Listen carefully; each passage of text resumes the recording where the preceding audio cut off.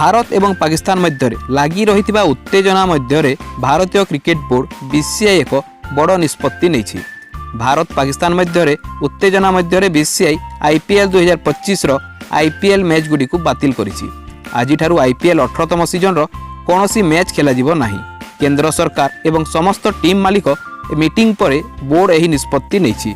IPL league पर्यायर एवं भी 13टी match बाकी थिला, जो गुरुवार बातिल होइतिबा पंजाब बनाम दिल्ली मैच सामिल अछि।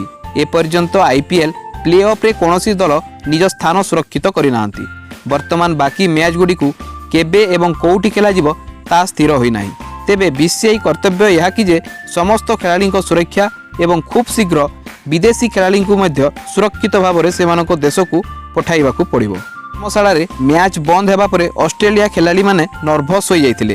तथापि धर्मशाला विमानबंदर बंद थिबारु समस्त खेलाड़ी को ट्रेन जोगे दिल्ली अणा जाइछि। तेबे आपणक मतरे यार उचित जवाब पाकिस्तान को किपरि देबा कथा कमेंट माध्यम रे जणांतु। वीडियोटी भल लागिथिले लाइक करंतु एवं एपरि क्रिकेट अपडेट पाइबा पई चैनल को सब्सक्राइब करंतु। धन्यवाद। जय हिंद।